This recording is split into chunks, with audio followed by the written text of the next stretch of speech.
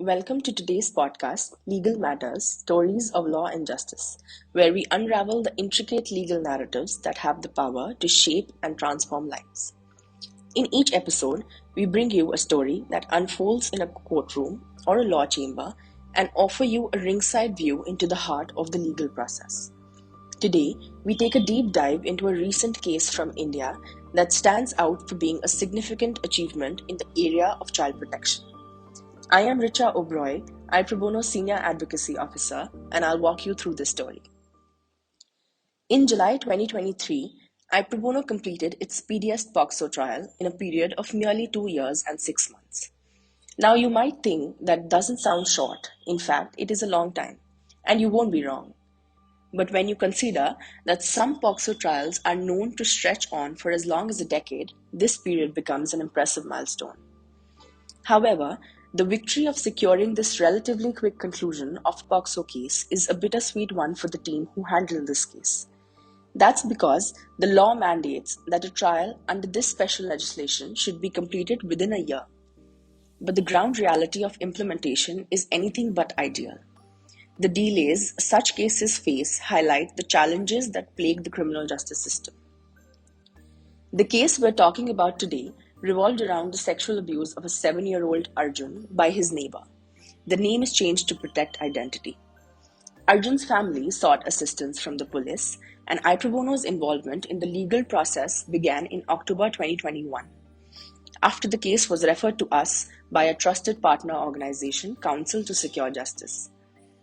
I Pro Bono did not just provide legal support to the child survivor, but also went a step further and offered critical psychosocial support to Arjun and his family.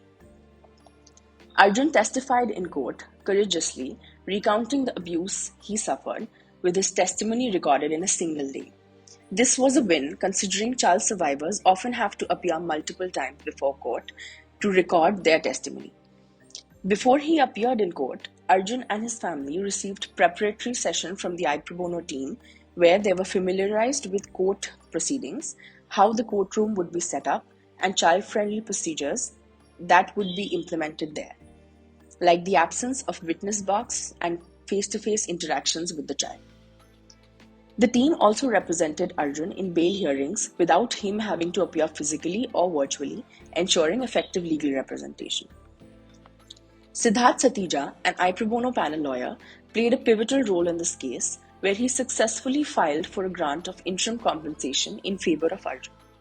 This effort helped the court identify the immediate psychosocial needs of the child, and the court awarded Rs 2,50,000 as the compensation to the child. It's important to remember that in most of these cases, the victim's counsel is limited to assisting the public prosecutor and filing written submissions. But in this case, the judge not only acknowledged and mentioned the names of the victim's counsel in the judgment, he also included their written submissions.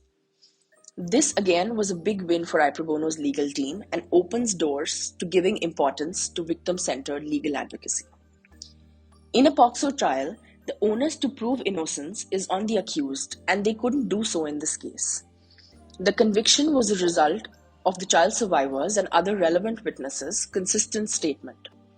This positive outcome was a crucial milestone for both Council to Secure Justice and I Pro Bono, and emphasized the role played by the team in providing support and security to Arjun and his family.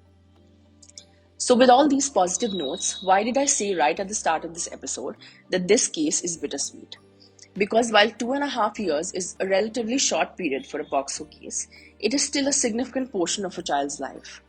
Also, adherence to the timeline mentioned in the legislation should be the norm and not the exception.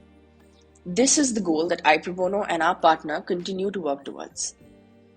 This story highlights the powerful effect of dedicated individuals on a child's life, despite ongoing challenges in the legal system. It showcases the importance of proactive legal support despite the all too prevalent obstacles that hinder timely justice for survivors of child abuse. Most of all, the story shows the need for continued advocacy and reforms in the area of child protection and legal procedures.